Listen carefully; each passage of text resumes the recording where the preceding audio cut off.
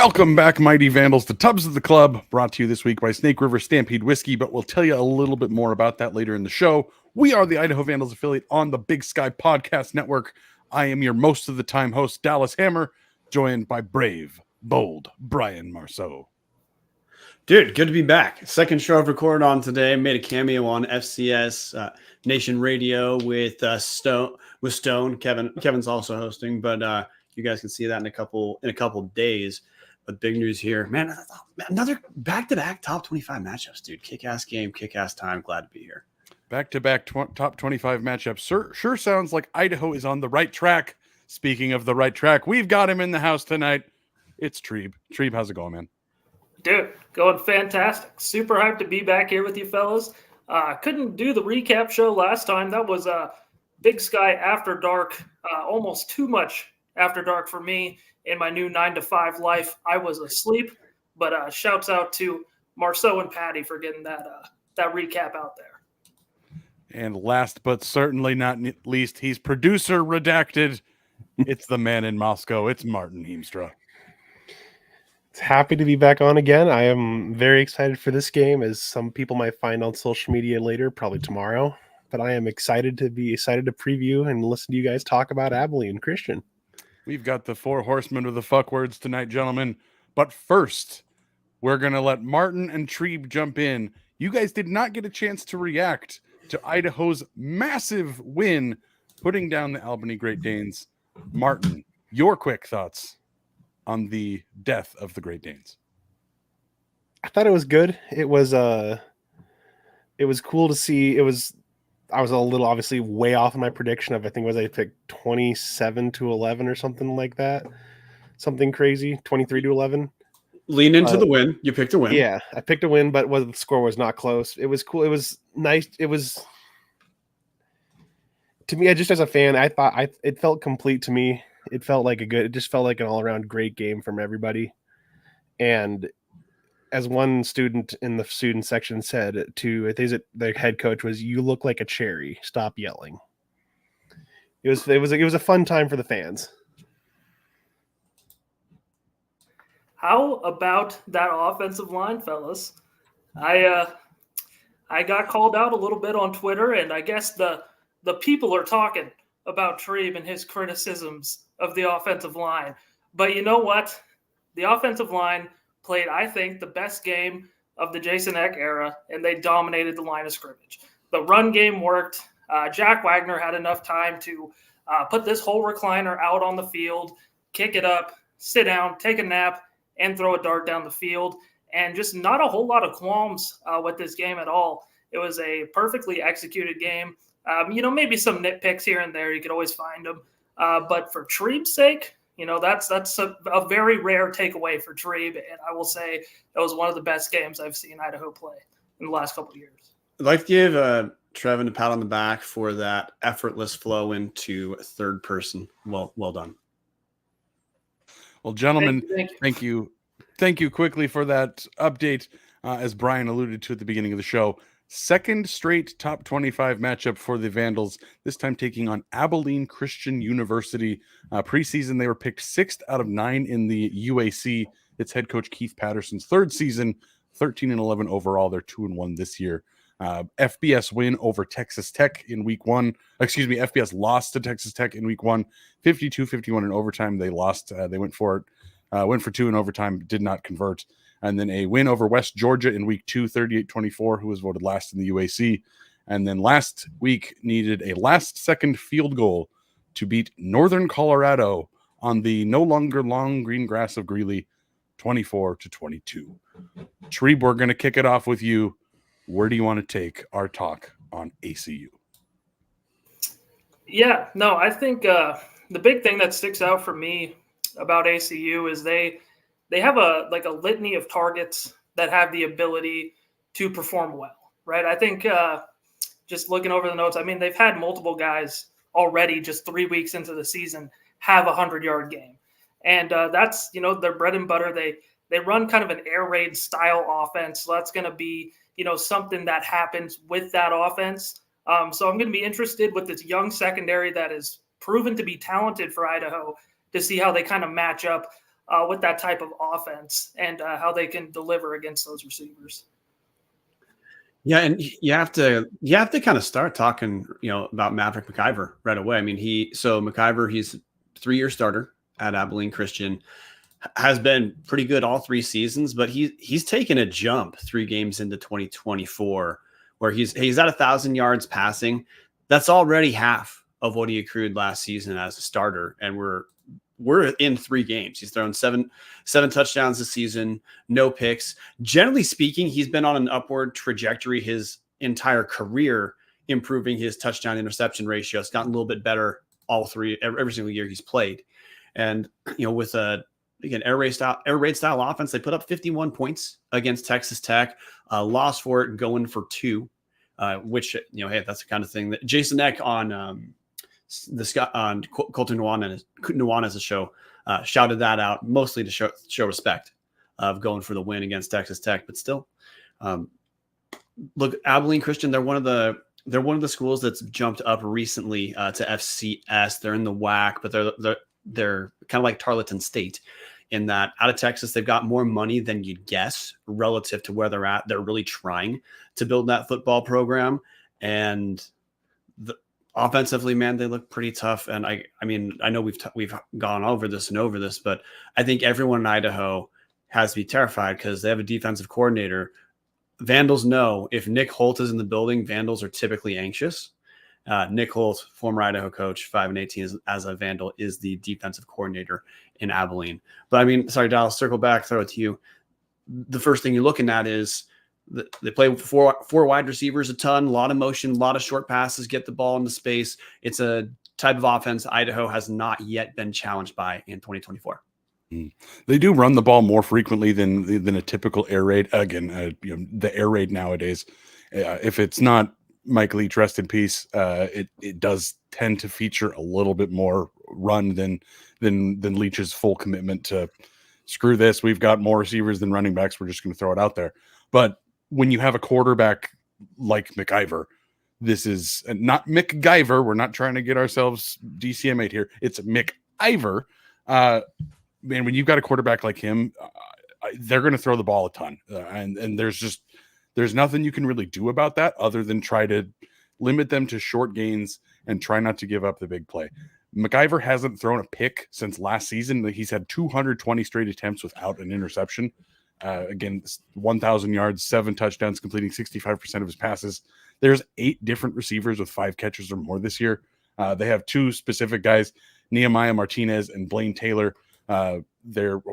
Nehemiah is 5'9" and Blaine is 6'5", so 2 completely different profiled receivers, but they are the 2 guys that are in double-digit catches this season.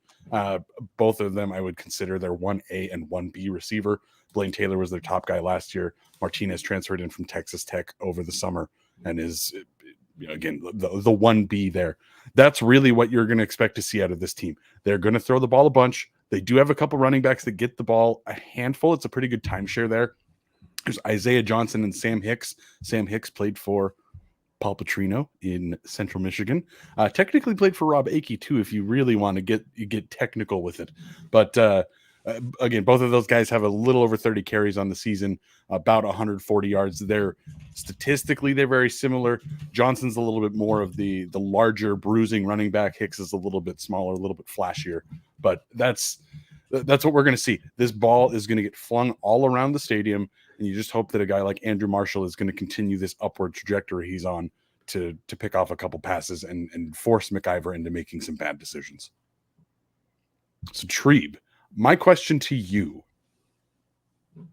is Idaho going to be able to get to McIver? He hasn't made any interceptions this season. They have 4 starting offensive linemen that are seniors. The left tackle is a sophomore. What Idaho needs to do defensively to get the win here? Yeah, I think defensively, Idaho hasn't given you any reason so far to believe that they can't get after, any quarterback that they face, right? I think Keyshawn James Newby is one of the best edge rushers in the country as far as the FCS goes right now. Nobody has proved that they could, stop him. He's a dominant edge rusher. They got 11 bodies that they rotate in and out.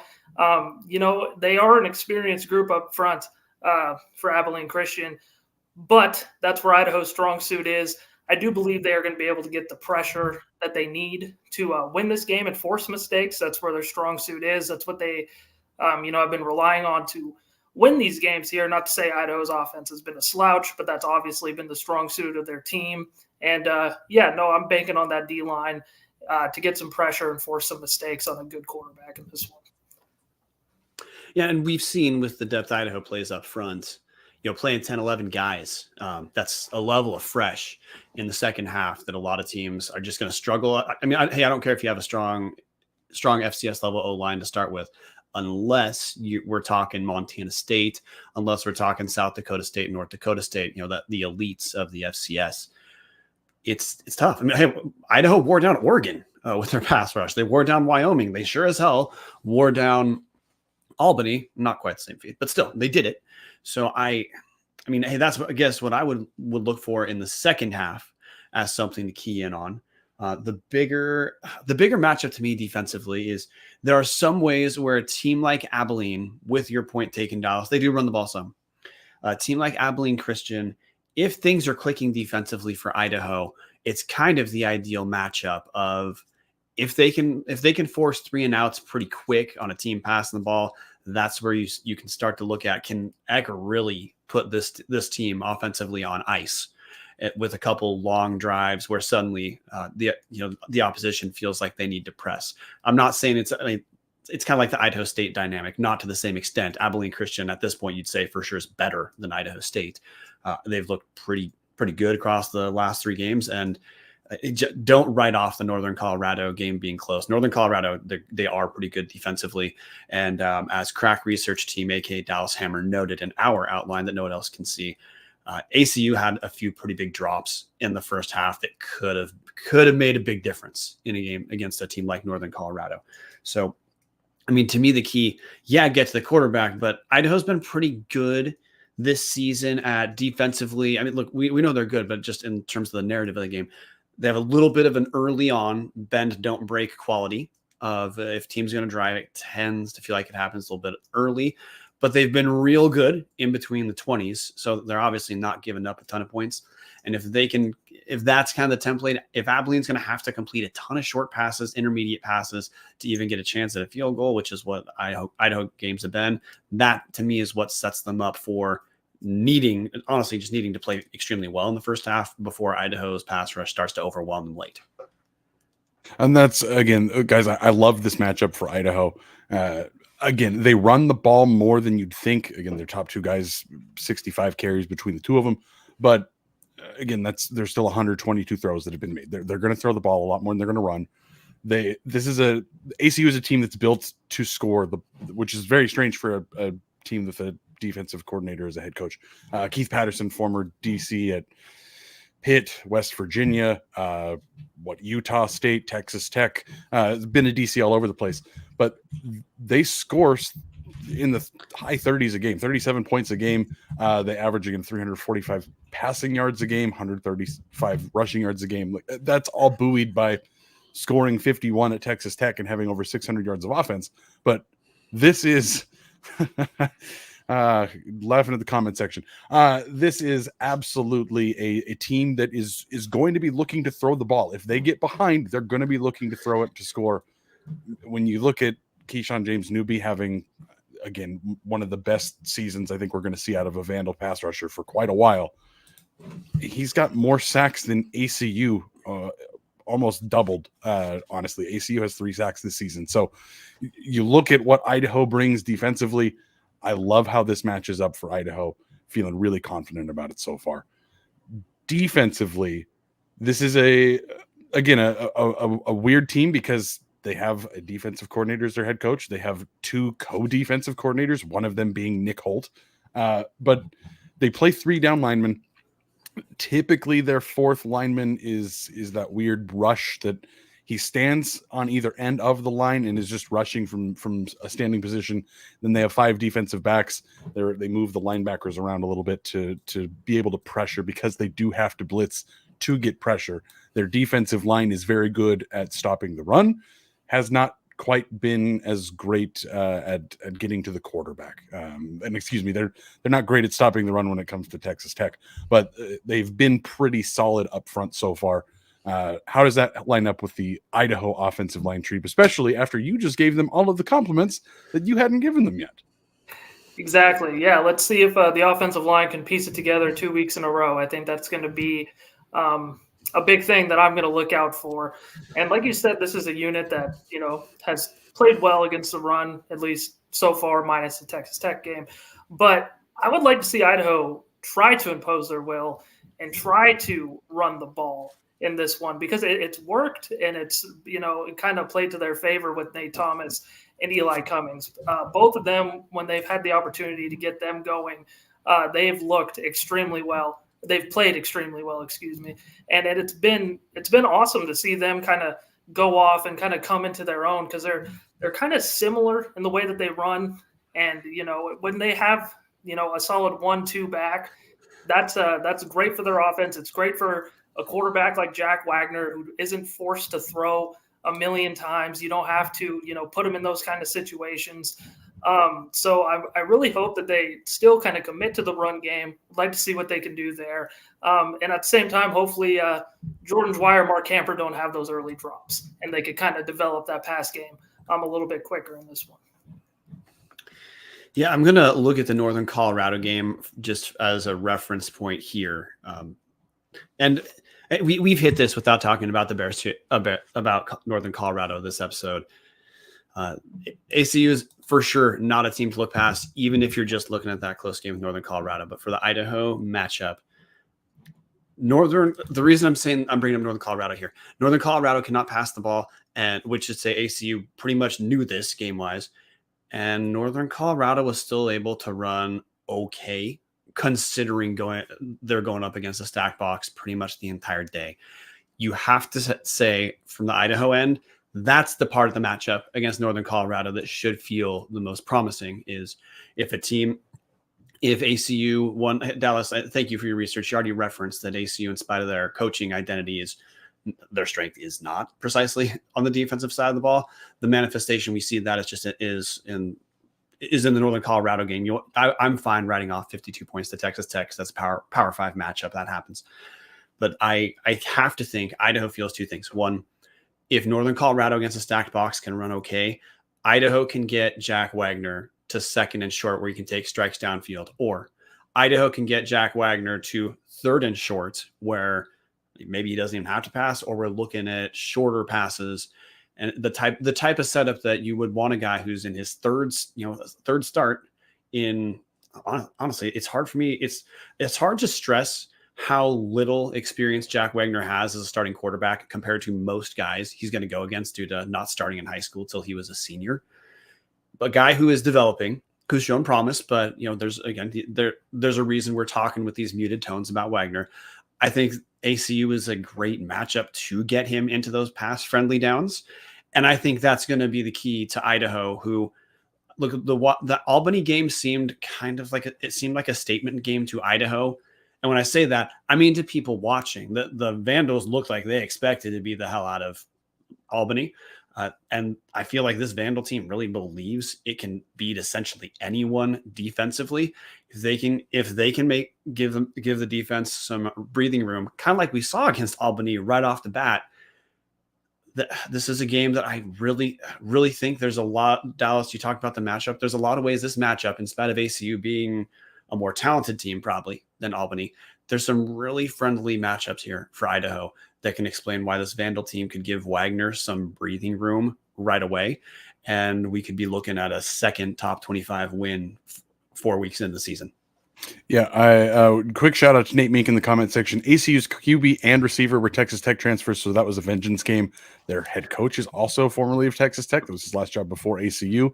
They actually have 6 different transfers from Texas Tech on their roster, including their all-conference tight end we haven't mentioned because, again, they don't use the tight end a ton. He's got 5 catches, 60-some yards and a touchdown this year.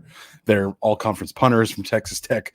They're starting safeties from Texas Tech. They do have a lot of Texas Tech drop-downs. But when you look at that Northern Colorado game, they went in with their second string quarterback, who then ended up getting replaced by the third string quarterback at different times throughout the game. The third string quarterback, I believe, is who they're going with moving forward. They ran the ball 65 times and averaged 3.7 yards a carry. You take the sack numbers out of that, and sure, that goes up a little bit. But if I'm Idaho, I'm definitely looking at this thinking, okay, yes, this team is built to stop the run a little bit, but if UNC is able to get enough push to sustain a couple drives, and again, UNC, for anybody that didn't watch that game, UNC had 25 yards of passing offense. Like, this is not some world-beating UNC team. This is just Ed Lamb figuring out, hey, we don't have a quarterback. We're just gonna run it up the middle and try to get tricky with things every once in a while and make things work. And they almost pulled it off, which if you're Idaho looking at, yes, 2 offensive line starters are down. Vleem and Robnett are both out for the season, but the offensive line looked great last week. Assuming that same squad is healthy, you think you're going to go down there, and I would believe in Nate Thomas and Eli Cummings to be able to get enough of traction on the run game that Jack Wagner is going to be able to hit a huge throw every once in a while. And that's really what it feels like is going to happen. That defensive line for Idaho should wear out the offensive line for ACU, get them in pressure, get the ball back to Idaho. Idaho can control the game with, again, running the ball, and Wagner can hit a couple guys over the top deep. And that feels like the recipe for success to me, gentlemen. Yeah, with one thing I want to bring up too before we transition out is I feel like we've talked about the front seven for Idaho because we should. Like if they're not the best front seven in the FCS, they're among the best. I really feel like against Albany we started to see the secondary coming together a little bit more. They were the Idaho defensive backs were challenged more against Albany than Wyoming, which is wild because Josh Allen went to Wyoming 500 years ago. But Idaho came really close to 2 picks against Wyoming. They got a pick 6 last week against Albany. That's the one variable that if Idaho can start to turn those potential turnovers into actual turnovers, that's part of the recipe to Idaho just blowing teams up early and then coasting the way they probably want to with youth at quarterback and being able to try to be a little bit more mitigated as far as injuries, which we saw in the fourth quarter against Albany. I know that McIver is, and I'm sure I'm butchering his name, has not been throwing picks for a while, as referenced, Dallas. That run of not throwing picks goes back into 2023. You got to expect that's probably what this team is trying to challenge themselves to do. Is they felt like they did just fine against Oregon. If Idaho's secondary can hang with Oregon, they can hang with Abilene Christian. Question is, can we get that extra push from the secondary to turn what I think is almost for sure? We know we're going to have a couple chances at forcing turnovers. If those can turn into actual TOs, that's where Idaho can just would look to completely blow this game open and have the inverse of for ACU. You have to say ACU thinks they probably need to get on the board early. Yeah, and one more thing on the offense, too, before we move on. Even if Jack Wagner doesn't hit some big 20-yard pass plays, I think what Marceau hit on earlier is just getting into manageable situations where he can just hit the short passes is going to be the biggest part of this game offensively for Idaho. Just establishing that run play and let him throw between 6 and 10 yards. Get those completions and, let him boost his confidence. It doesn't have to be deep shots and things like that. I can see him just kind of being a game manager in this one and really having Idaho rely on their run game to win this thing here offensively. Yep. Coach X said in his weekly interview with Skyline Sports that last week was a lot closer to the type of football Idaho wants to play. They want to run the ball 30 times a game is the objective he's shooting for. And obviously you don't go in and say, oh, well, we're at 24 carries with one quarter to left. We got to start running the ball. But you're going to do things off of the flow of the game. But if you're able to, again, get pressure on their quarterback and get a lead early, that will allow you to take control and do exactly the thing we're talking about of letting Wagner make those small throws. Again, maybe there's a couple huge shots down the field, but you lean on those two running backs and you just put this game away. Just to bring this up, because we've talked about this number about Eck back when he was in at South Dakota State a couple times also in the last few years. Eck really seems to intuitively believe the split he's shooting for is around 60% rushes, 40% passes, with some, of course, plus minus in both directions, but something like that, which is pretty much what we got in the Albany game. Gentlemen, any final thoughts before we move on? I think this is a favorable matchup for Idaho. I like how they match up against this team. I think that just the way that Eck and this team were able to execute their game plan last week against Albany and really just blow the doors off of them, especially considering the injuries, not only with the quarterback, but the offensive line, and that they were able to do that was so impressive. And if they can just maintain that momentum heading into this game, then, I think Idaho deserves to move up in the FCS rankings to at least 2 or 3. I was kind of surprised they're still at 4 in my opinion, but that's a deep rabbit hole that we'll probably save for another podcast. But they are looking like one of the best teams in the FCS, guys. While Bryan looks to contemplate his final thoughts, I want to call out Simon Miller in the comment section. If you would have told me that ex-QB1 Giovanni McCoy transferred and QB2 Jack Lane was injured in game 1 of this season and we were still in this position, I would have let my Paul Petrino PTSD flare. I think that's the easiest way to circle what's different about this team. If you're talking to a casual person who's only kind of followed the Vandals over the last decade, what happened anytime Paul Petrino had one major injury? The entire thing fell apart, and it was usually falling apart well before that. But again, the guys are just going down at positions everywhere, and X regime has found the depth and found the ability to coach these kids up to let things just keep rolling. Bryan, any final thoughts before we move on? No, I just like the matchup. This is kind of it's not exactly a fact of sports, but generally speaking, when one team's identity is offense and they're matched up against teams' identities on the defensive side, in my experience, I tend to think that's going to slightly favor the defensive side for the most part. Or it's going to, in the FCS level, you'd say is which side is going to be favored? The power side is the one that's probably going to be favored when you're looking at a matchup. So for me, if this is going well, the matchup I like is the fact that I think that Idaho's strength and speed defensively is going to be enough to slow down ACU to the point that the weakness, ACU's weakness defensively, is then going to set Idaho up the way we want this game to go. Sam Day in the comment section saying, agree that Vandals are looking good, splitting hairs to move up in the rankings with all the top teams winning. I mean, he's not wrong, but the basic point being we're down to second string quarterback, and the question is 3 too low? Pretty good place to be, Dallas.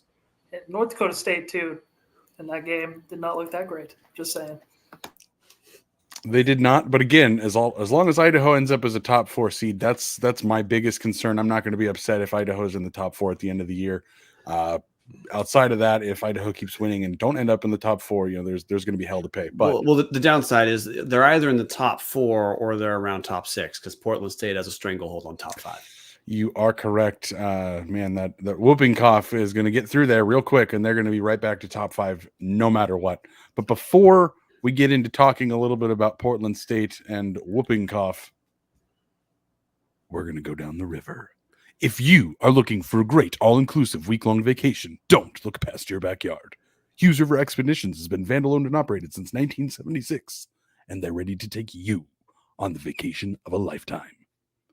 Enjoy a multi-day trip down the Middle Fork of the Salmon, the main Salmon River of No Return, the Salmon River Canyons, or the Selway, and you can check out special trips like one to see the Perseid meteor shower.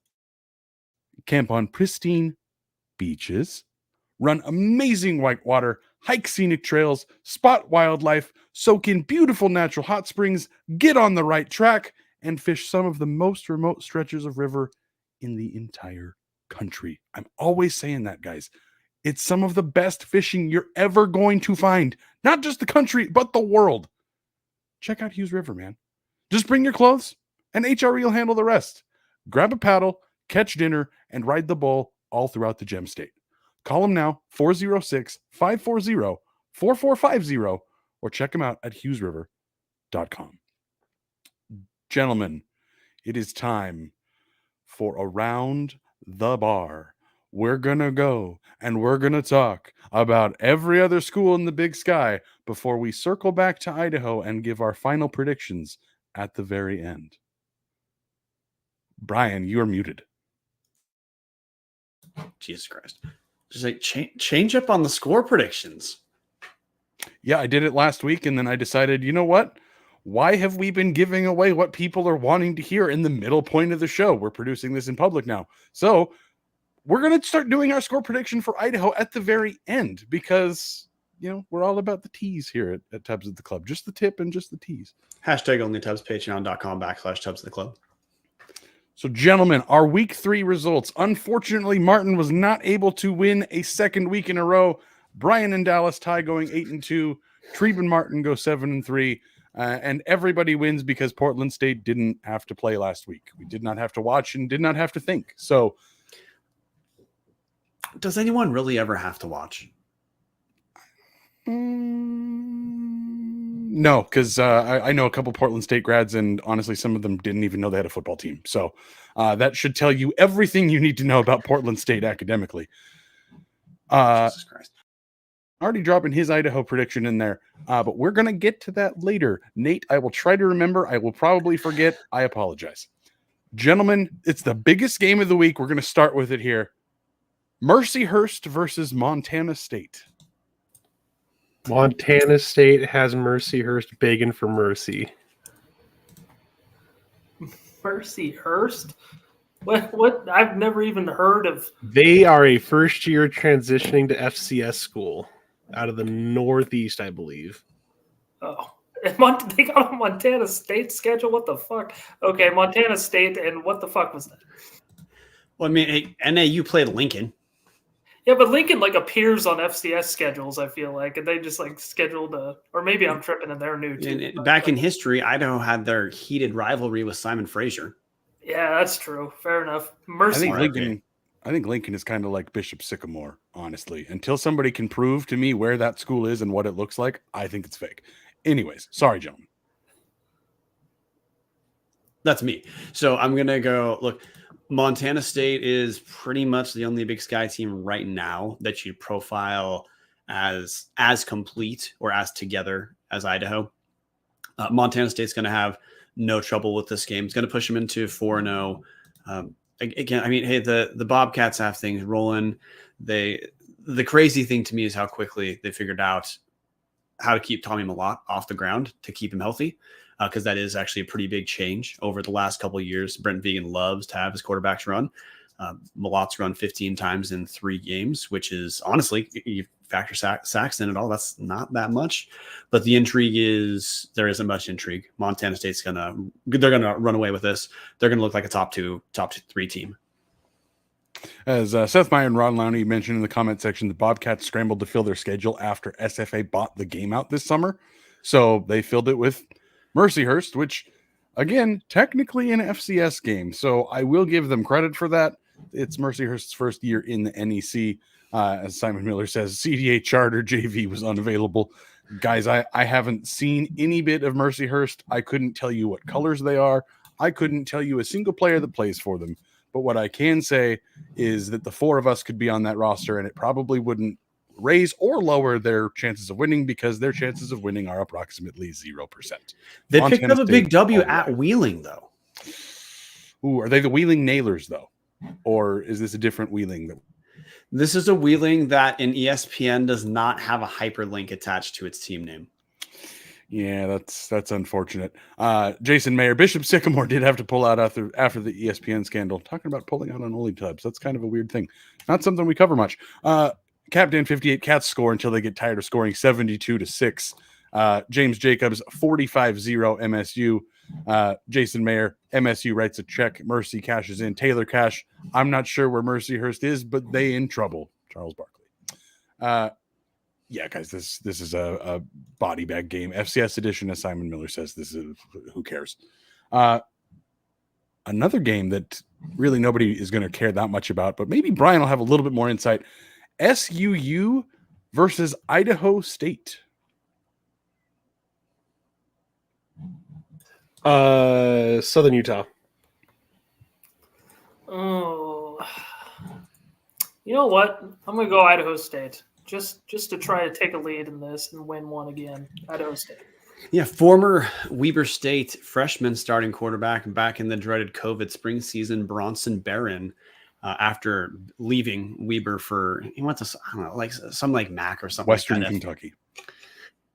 Thank you. Some FBS school that you could not pay me to watch a game of for, has bounced down to Southern Utah. He almost he threw a game-ending pick against UC Davis, where Davis and SUU is actually pretty tight. So Thunderbirds might be a little bit better than the Thunderbirds you remember from the Big Sky days. Idaho State question is legitimately after last week, it looks like, Idaho State got killed by North Dakota, who is good. North Dakota is 2-0 in Big Sky play now with wins over Montana and Idaho State. Legitimately, it looked like Idaho State might not be sure if Kobe Tracy is now the quarterback. Hunter Hayes, who's been backup last 3 years, team captain, I believe, was also their leading rusher last year. He was the one who looked like the productive quarterback. So I guess that's the intrigue is Cody Hawkins going to give Kobe Tracy another shot under center, or will this team finally shift over to Hunter Hawkins? Just a weird place for Idaho State to be with Cody Hawkins as the coach. They might be on their third starting quarterback of the season with injuries not being causal, which is a long way of saying SUU is more together than Idaho State right now. I'm picking SUU. Yeah, I'm just going to use Jason Mayer's comment. Thunder, Thunderbirds, roll! Yeah, this is going to be a bloodbath. The Thunderbirds are receiving votes now, and that program might be turning the corner. Might end up doing all right this year in the UAC. And ISU again, we're still. Cody Hawkins probably has them on the right track. I'd let Treeb tell us for sure on that, but we're not in range of that team doing anything super noteworthy, at least for another couple weeks. I do want to bring up fun fact about the word Thunderbird. It is the name of the single worst alcohol I've had in my life, Thunderbird citrus wine. And I was famous for drinking Idaho Gold and Idaho Silver exclusively as an undergrad. So the term Thunderbird to me will always imply power in some sort of way, which is why you got to go SUU. In the comment section, Simon Miller, SUU 23, Bungles 23.5. So close one on that one. Jason Mayer, Hoarder Corner, James Jacobs, let's go Bengals. Steve Kurtz, SUU's head coach verbally bashes ISU and then wins 35-7. Captain 58 says it's in pokey. Strange things happen in Holt. Give me the Bengals. Thank you, Sam, for that Crane Lake shout out. That was another wine I was pretty into. Crewhead 76. That's bad shit, Bryan. Specify Thunderbird or Idaho Gold. I don't know which. Both. Christy Mayer, doesn't SUU have an FBS victory over UTEP? They do. Crack research team, Christy Mayer, getting us back on the right track. Moving forward, guys. NAU versus University of Incarnate Word. Incarnate Word. NAU. Yeah, this actually is a pretty intriguing matchup, and not just because ESPN lists tickets for NAU at Incarnate Word for as low as $9. Incarnate Word's been over the last 3, 4, 5 years a pretty solid FCS team. They're sitting at 1-2, but hey, they have a win over UNC, and their 2 losses are to South Dakota State and Southern Illinois, 2 pretty good Missouri Valley football teams. However, in Northern Arizona, they're different this year. They're running the ball quite a bit more. They just did to Utah State exactly what Utah Tech. And they just did exactly to Utah Tech what Montana State did 2 weeks ago. However, I'm not yet ready to be all in on Northern Arizona. This is a Brian Marceau issue, but with that, I'm going to go incarnate word, but honestly, I'd start this game as a game that's worth paying attention to when you're not watching Idaho. Yeah, NAU surprisingly frisky this year, looking much better after having moved on from the Craig Ball era. But man, you can't go against Incarnate Word. They've got to win against the heavy hitters in Northern Colorado, and then went on the road, lost by 3 touchdowns to South Dakota State. But I mean, who doesn't lose to them by 3 scores? They're good. And then very next week followed up with number 8 SIU and lose by a touchdown. I just don't see any reason to pick NAU, not at the walk-up Sky Dome. It is in Texas. If it was home for NAU, maybe it'd be a little bit different, but I just feel like Incarnate Word's probably going to get this one done. Hitting the comment section, Ryan says Incarnate Word 21-12. Steve Kurtz 20-7 for UIW. Crewhead 76 Incarnate Word up. Duffer's Tavern, this game might be worth putting on a small TV. Simon Miller 31-28 UIW. Incarnate Word becoming mostly Carnate. James Jacobs saying Lumberjacks looked good 24-14 NAU. I will say what Brian Wright's doing at NAU has them, for the first time in the history of Tubs at the Club existing, I feel like we can say Northern Arizona is interesting. Let's not get crazy, Brian. I didn't say they're going to finish that way. I'm saying today they are. Speaking of interesting, Ballsack State at Texas A&M Commerce. Ballsack State. Give me Scrotum State. Sacramento State, for those who are not clear about who we're talking about, had 12 TFLs last week and completely turned over the quarterback position to Carson Conklin. Looked like it was the right call. Honestly, I talked about this with Patty. If Sac State knew what they were doing offensively week 1, this team very likely has a win over San Jose State. And we're talking about them the same way we're talking about Idaho. So the intrigue here, and man, if they're the defensive penetration Sacramento State got last week, aka Ballsack, the penetration of Ballsack State last week was pretty damn impressive. You like what Idaho did last week? Sacramento State had 4 more TFLs than Idaho. So Sacramento State, Andy Thompson looks like his team's figured something out in the last couple of weeks. Yeah, hitting the comment section, Captain 58, Commerce is bad. Sack will dismantle them. Crewhead 76, Little Sack will win. Steve Kurtz, Sac State gives TACC a 4th loss, 35-10. Simon Miller, when this show devolves into Beavis and Butthead, it makes me happy. Well, Simon, I'm very happy to know how much joy we are providing to you, because I know we devolve pretty quick around here. Ryan, Sac State loses by 7. Love the confidence from Ryan there. But yeah, Sac State, I've got to go with Sac State here. I think they're going to probably end up crushing TAMU CC. Again, crushed Nichols last week, 34-7. Nichols was ranked at the time. San Jose State and Fresno State, 2 FBS losses. But again, if they had a little bit more consistency offensively, maybe those are slightly different games. It feels weird. Every year we're talking about, is this the year Sac State falls off? And it just hasn't happened yet. This train is still moving. They're still performing well. Who knows how long it's going to go, but Andy Thompson does seem to have the team in the right direction, guys. Another barn burner of a game. Northern Colorado versus Stephen F. Austin. Weber State. Weber State. Didn't you say Northern Colorado, Stephen F. Austin? Yes. Fuck it, we're doing Weber State first because that's what was up top. Jesus Christ, Marten. I was also looking at the doc too, and I was just following Martin's lead. Jesus Christ. Okay. Hey, Dallas, let's throw.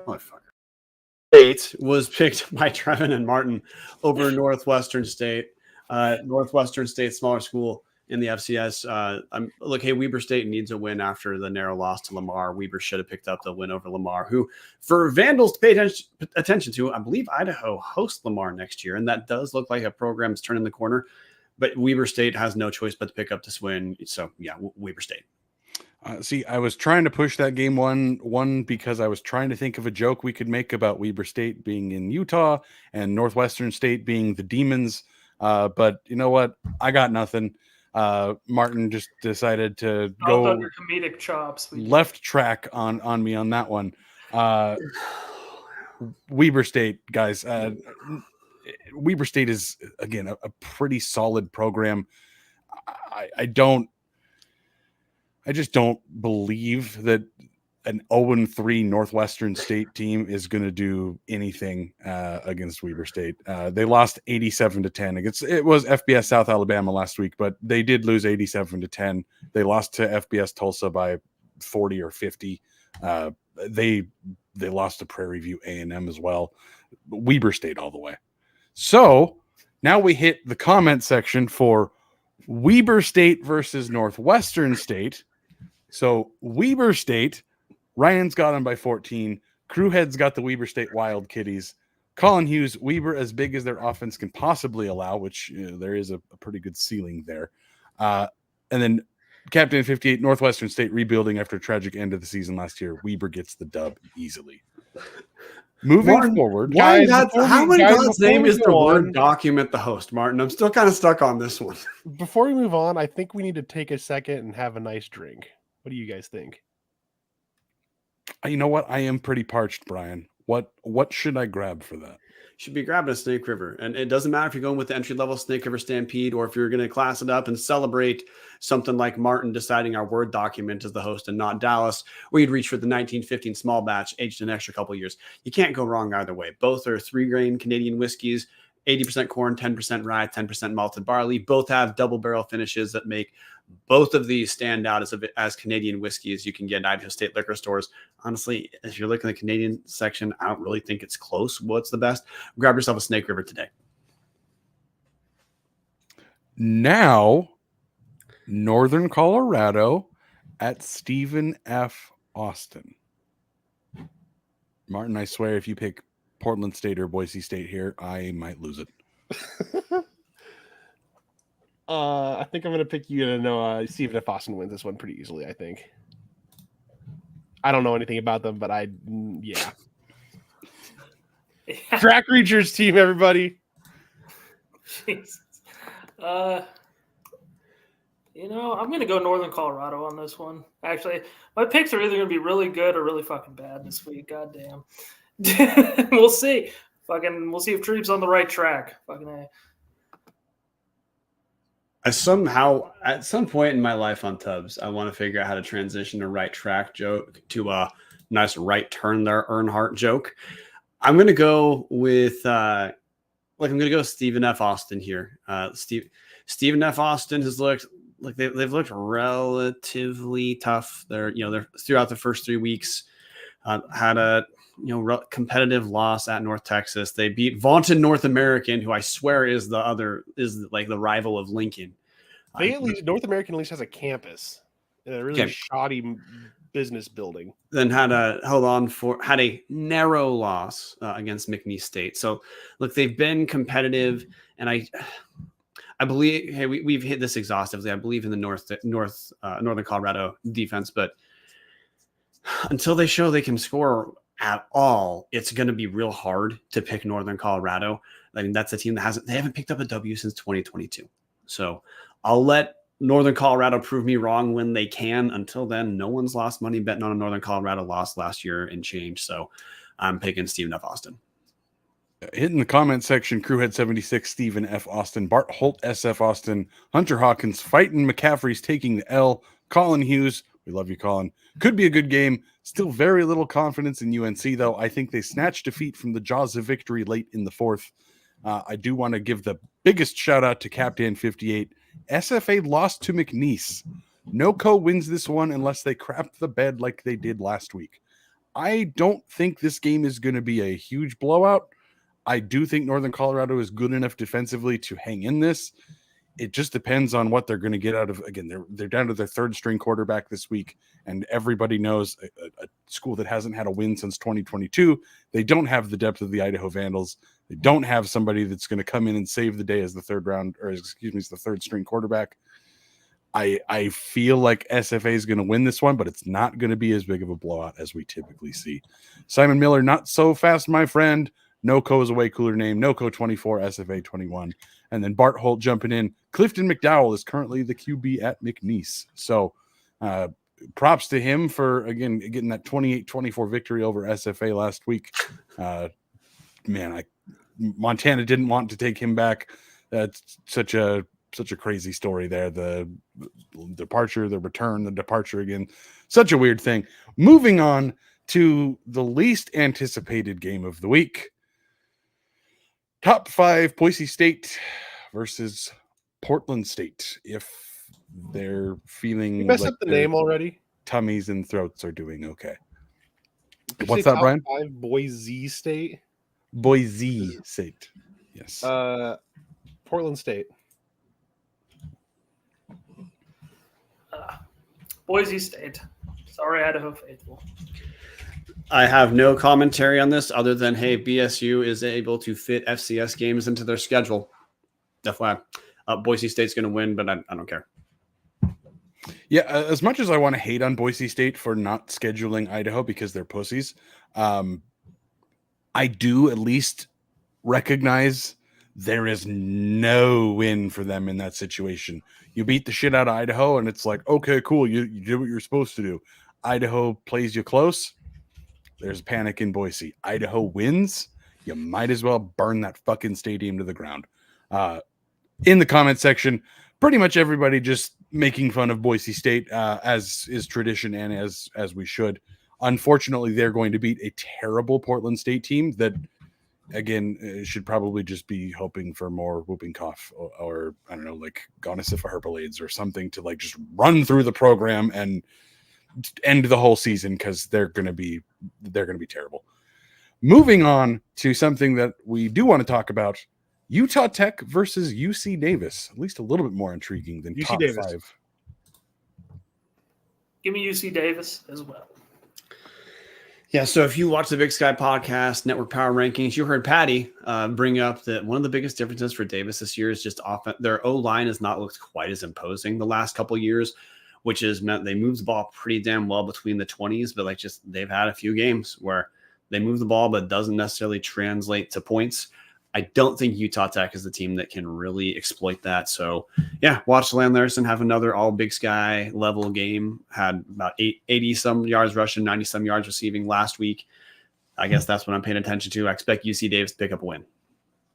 Yeah, UC Davis by a considerable margin here.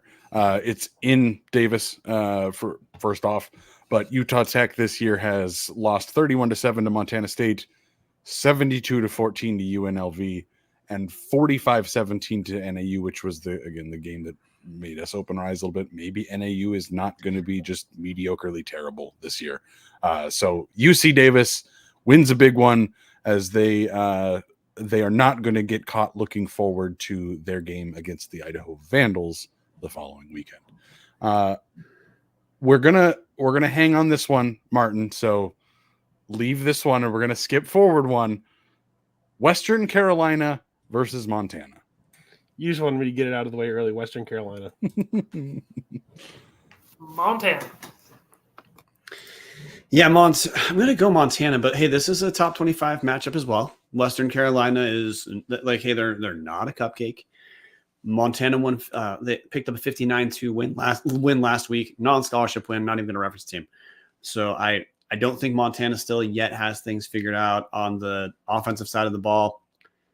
But that, honestly, North Dakota looking as good as they did last week suddenly makes that loss on the road for Montana not feel quite as big a deal. So no, I expect Montana to pick up a win. And this early, I actually do think it for playoff seeding. I care that Big Sky wins pickup games and help us look good for playoff seeding. So go with Montana.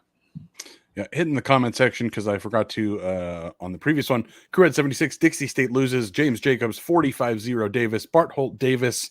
Jason Mayer, what a craptastic slate of Big Sky games this week. Amen to that. Ryan, Davis by 20 before they get smashed next week. That's the energy I'm looking for. Captain 58, Utah Tech is banned. Larson's going to torch him. Land Larson doesn't look impressive this year, but Utah Tech stinks from James Jacobs. Getting back to Western Carolina, Montana. I am so disappointed that nobody else believes in Western Carolina after they beat the phony Starks last week 24-17. No, this is going to be bad. Montana all the way. I love Marten's energy.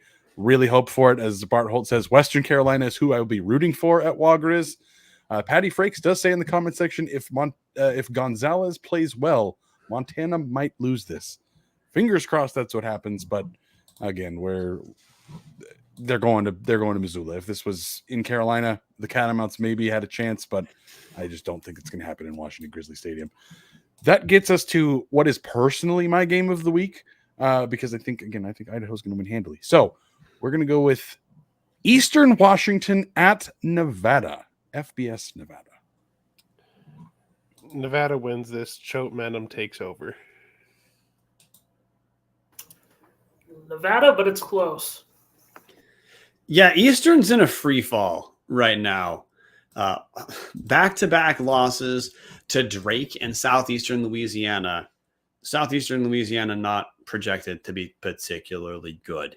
So Patty, who had been high on Eastern, his take has been, okay, whatever progress we thought we saw defensively, it actually doesn't look like it's there. And the team broadly looks lost. Nevada, on the other hand, I'm not saying they're lighting the world on fire. They just lost 27-0 at Minnesota, but they sit at 1-3. They've been competitive in 3 of the 4 with a win over Troy, and close losses to SMU and Georgia Southern.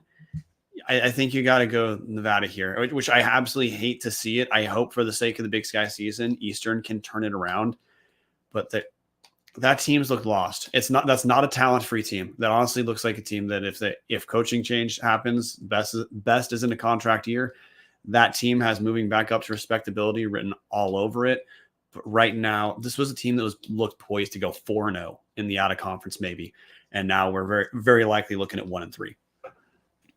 Yeah, Bryan, you mentioned it there. Nevada lost close to SMU, lost close to Georgia Southern, did beat Troy, crushed by by Minnesota last week.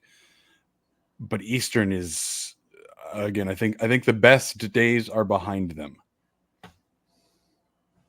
I'll leave the space for all of the laughter that everybody is obviously making as they listen to this podcast. You heard me do the rim shot.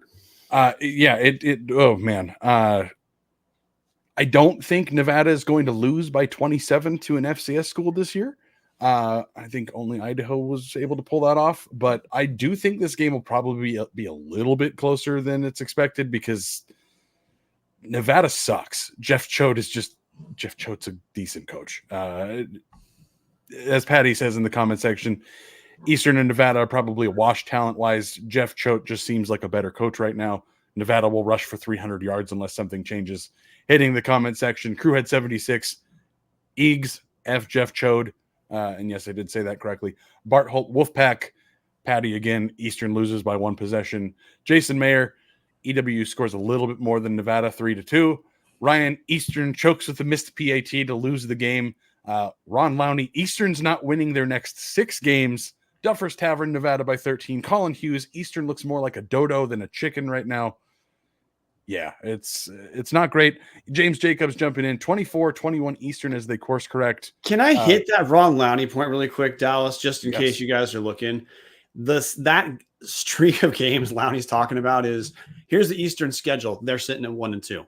Nevada this week. Next week, Montana. Week after that, Sac State. Week after that, UC Davis. Week after that, Idaho.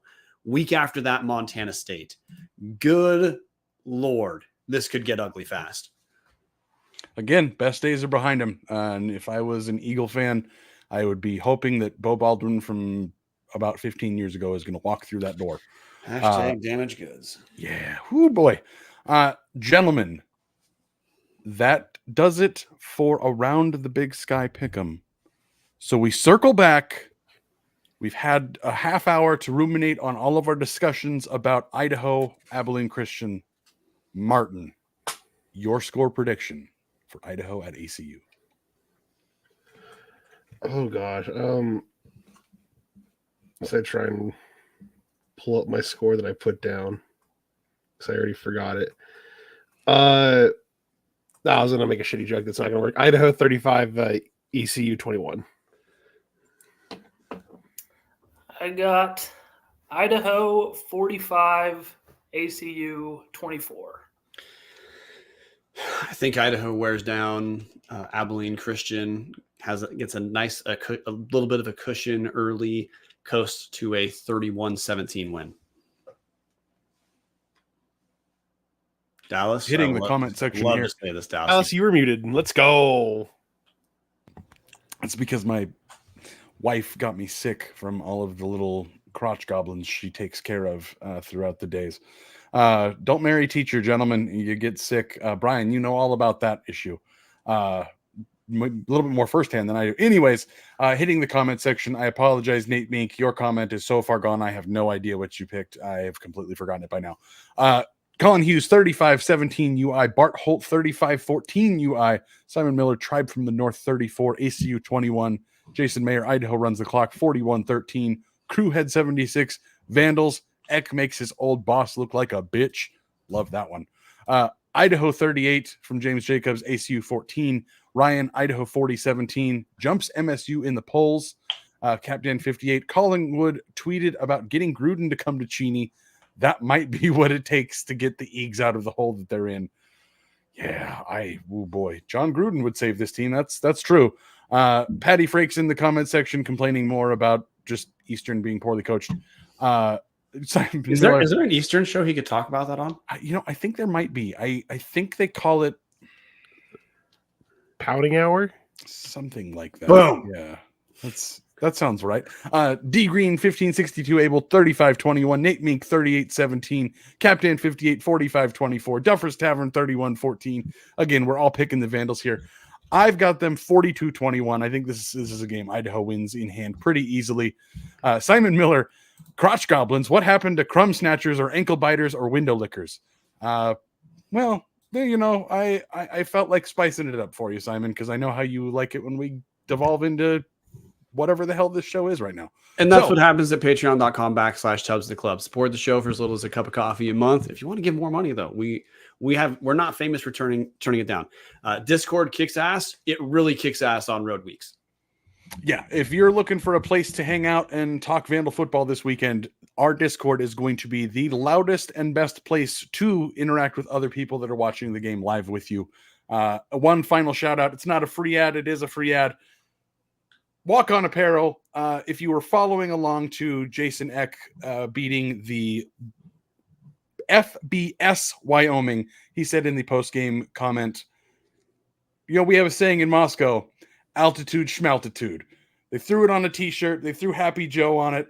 Again, there's 10% of the proceeds that go back to the Vandals.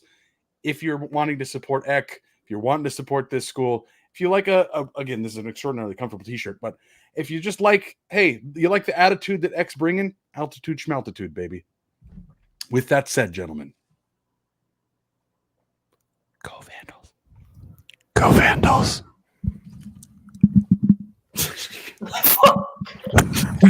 Go Vandals. Go Vandals.